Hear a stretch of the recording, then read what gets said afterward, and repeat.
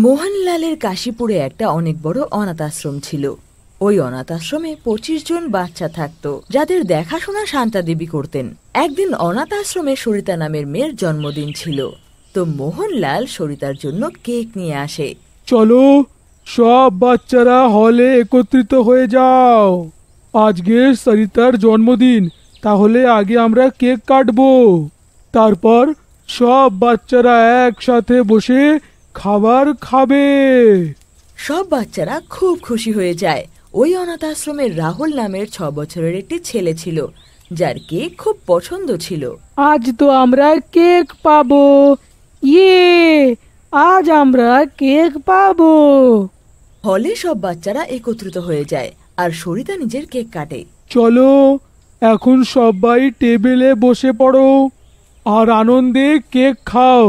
তারপর সবাই কিন্তু খেতে বসবে। সব বাচ্চারা নিজেদের টেবিলে বসে পড়ে আর নিজের নিজের কেক খেতে থাকে। সব বাচ্চারাই মজা করে কেক খাচ্ছিল, কিন্তু পিন্টুর নজর রাহুলের কেকের ওপর পড়ে। পিন্টু ওখানে সব বাচ্চাদের থেকে বড় ছিল, তাই ওকে সবাই ভয়ও করত। এই রাহুল, তোর কাছে এতগুলো কেক এলো কোথা থেকে? আমরা তো এতগুলো কেক পাইনি। আর তোর কাছে তো আমাদের থেকে বেশি চকলেটও আছে। তুই কি চুরি করেছিস, চোর শালা? না না দাদা, ওই তো সরিতা আমাকে নিজের চকলেটটা দিল।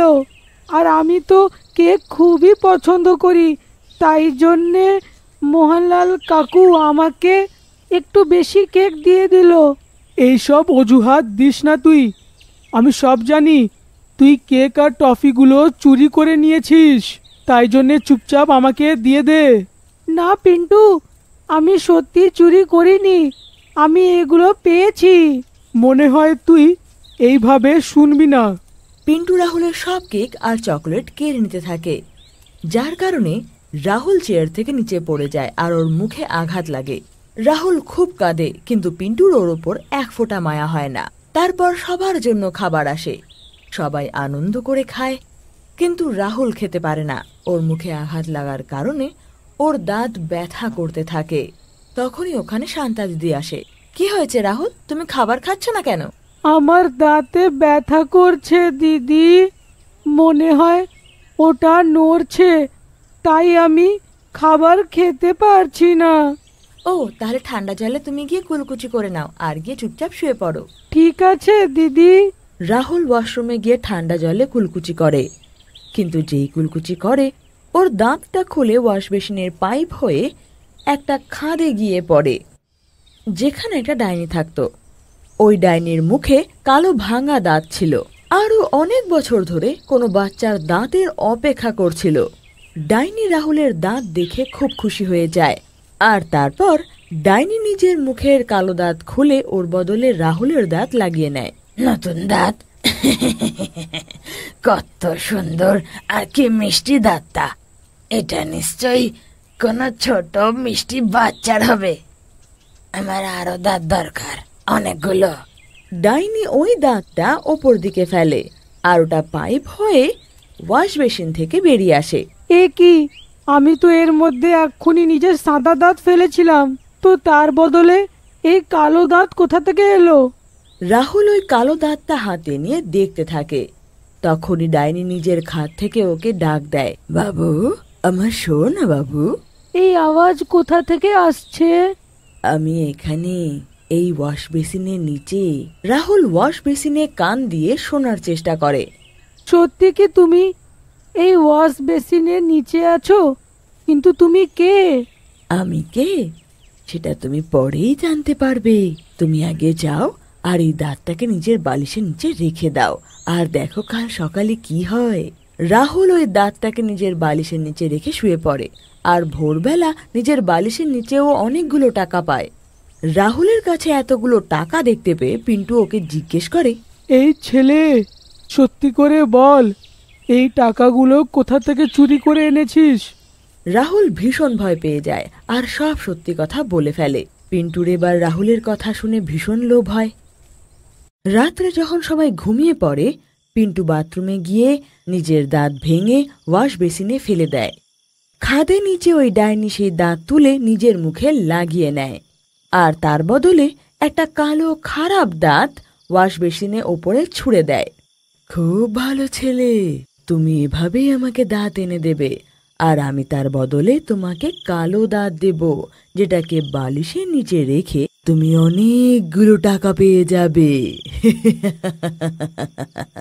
পিন্টু ওই দাঁতটাকে বালিশের নিচে রেখে ঘুমিয়ে পড়ে, আর সকালে ওই দাঁতের বিনিময়ে অনেকগুলো টাকা পেয়ে যায়। কিন্তু পিন্টুর লোভ আরো বেড়ে যায়। এখন ও রোজ ওয়াশরুমে গিয়ে নিজের দাঁত ভেঙে ডাইনিকে দিয়ে দেয়, আর এর বদলে ডাইনি ওকে কালো দাঁত দিয়ে দেয়। এরকম করতে করতে পিন্টু নিজের সব দাঁত ভেঙে ফেলে, আর ওর মুখে এখন একটাও দাঁত থাকে না। এখন তো আমার মুখে একটাও দাঁত নেই, আমি কোথা থেকে টাকা আনবো? ডাইনি রাতে অপেক্ষা করে যে পিন্টু ওকে দাঁত এনে দেবে, কিন্তু পিন্টুর কাছে তো দাঁত একটাও নেই, তাই ও ডাইনিকে একটাও দাঁত দিতে পারে না। আমার মুখে আর একটাও দাঁত বেঁচে নেই, তাই তোমাকে আমি একটাও দাঁত দিতে পারবো না। পিন্টুর কথা শুনে ডাইনির ভীষণ রাগ হয়, ও রেগে বাম হয়ে যায়। যখন সব বাচ্চারা ঘুমিয়ে পড়ে তখন ও ওয়াশ বেসিন থেকে বেরিয়ে আসে, আর হলে শুয়ে থাকা একটা বাচ্চাকে ধরে নিয়ে আসে, আর ওর সব দাঁত ভাঙতে লাগে। আমার দাঁত ভেঙো না, আমাকে ছেড়ে দাও, আমার খুবই ব্যথা করছে। ছেড়ে দেবো, আগে তোর সব দাঁত নিয়ে তো নি। ডাইনি ওই বাচ্চার সব দাঁত ভেঙে ফেলে। যদি তুই কাউকে কিছু বলেছিস তাহলে তোর দাঁত নয়, এবার তোর ঘাড়ি ভেঙে দেব। ডাইনি এরকম বলে ওয়াশ বেসিনে ঢুকে পড়ে। ওই বাচ্চাটা ডাইনিকে দেখে খুব ভয় পেয়ে যায়। ওর মুখ থেকে ভীষণ রক্ত পড়ছিল, কিন্তু ও কুলকুচি করে হলে গিয়ে চুপচাপ শুয়ে পড়ে, আর কাউকে কিচ্ছু বলে না। এরপর থেকে ডাইনি প্রতি রাতে কোনো না কোনো বাচ্চাকে তুলে নিয়ে যেত, আর ওর সব দাঁত ভেঙে দিত। ও বাচ্চাদের এত ভয় পাইয়েছিল যে বাচ্চারা কাউকে কিছু বলতো না, বাচ্চারা কারোর সামনে মুখ পর্যন্ত খুলতো না, যাতে কেউ জানতে পেরে যায় যে ওদের মুখে একটাও দাঁত নেই। এরকম ভাবে অনেক দিন পেরিয়ে যায়। একদিন অনাথ আশ্রমে এক স্বামী তার স্ত্রীর সাথে একটা বাচ্চাকে দত্তক নিতে আসে। ওখানে রাজু নামের এক বাচ্চা ওদের পছন্দ হয়। বাবা, তুমি কি আমাদের সাথে যেতে চাও না? রাজু কিচ্ছু বলে না, আর শুধু হ্যাঁতে হ্যাঁ মেলায়। আচ্ছা, তাহলে হেসে দেখাও। রাজু যেই হেসে দেখায়, মহিলা ওই রাজুকে দেখে ভয় পেয়ে যায়। তোমার দাঁত এত খারাপ ভাবে ভেঙে আছে কেন? আমি তোমাকে সাথে নিয়ে যাব না, আমাকে ক্ষমা করো। রাহুল দূর থেকে সব দেখছিল, আর রাজুর ভেঙে যাওয়া দাঁত দেখে ওর কাছে গিয়ে জিজ্ঞেস করে, আমাকে সত্যি করে বলো, তোমার সব দাঁত কি করে উধাও হয়ে গেল? রাজু রাহুলকে সব সত্যি সত্যি বলে দেয়। রাতে রাহুল সব বাচ্চাদের একত্রিত করে। আমায় সব সত্যি করে বলো, ওই ডাইনি কার কার দাঁত ভেঙে নিয়ে গেছে? ডাইনি? কোন ডাইনি? ডাইনি যেই বাচ্চার দাঁত ভেঙেছে সবাই বলে দেয়। এখানে সব কি হচ্ছে, কেউ বলবে আমায়? পিন্টু তারপর ওখানে বসে থাকা সব বাচ্চাদের সব কথাগুলো বলে, যে কিভাবে একটা ডাইনি ওয়াশ বেসিনের নিচে থাকে আর সব বাচ্চাদের দাঁত নিয়ে যায়। আমি নিজের লোভের কারণে রোজ ওকে নিজের একটা দাঁত ভেঙে দিয়েছিলাম, আর যখন ওর দাঁত পাওয়া বন্ধ হলো তখন ও বাচ্চাদেরকে উঠিয়ে নিয়ে যাওয়া আরম্ভ করলো। আমার মস্ত বড় ভুল হয়ে গেছে, ক্ষমা করে দাও আমাকে। এখন এসব ছাড়ো, কারণ ডাইনি আসার সময় হয়ে গেছে। এখন যে কোনো সময় এসে যাবে, আর একটা বাচ্চাকে ধরে এখান থেকে নিয়ে যাবে। সবাই বেডের নিচে লুকিয়ে পড়ো শিগগিরই। রাহুল একটা দড়ি আর হাতুড়ি নিয়ে আসে, দড়িটাকে রাস্তায় বেঁধে দেয় আর হাতুড়িটাকে নিজের কাছে রেখে নেয়। তারপর সব বাচ্চারা বেডের নিচে লুকিয়ে পড়ে, আর রাহুল সব লাইটগুলো বন্ধ করে দেয়। কিছুক্ষণ পরই ডাইনি আসে, কিন্তু ও একটাও বাচ্চাকে দেখতে পায় না। কোথায় গেলে সব বাচ্চারা? আমার তো দাঁত চাই, কোথায় তোমরা? ডাইনি পাগলের মতো বাচ্চাদের এখানে ওখানে খুঁজতে থাকে। অন্ধকার হওয়ার কারণে ডাইনি কিছু দেখতে পায় না, আর দড়িতে ওর পা আটকে যাওয়ার ফলে ডাইনির মুখ সোজা মাটিতে গিয়ে লাগে, আর মাটিতে ধাক্কা খাওয়ার ফলে ওর সব দাঁত ভেঙে যায়। রাহুল তাড়াতাড়ি করে বিছানা নিচের থেকে বাইরে বেরোয়, আর হাতুড়ি দিয়ে ডাইনির বেঁচে থাকা দাঁতগুলো ভেঙে ফেলে। ডাইনির মুখে আর একটাও দাঁত বাঁচে না, তাই ও পালিয়ে নিজের খাদে গিয়ে লুকিয়ে পড়ে।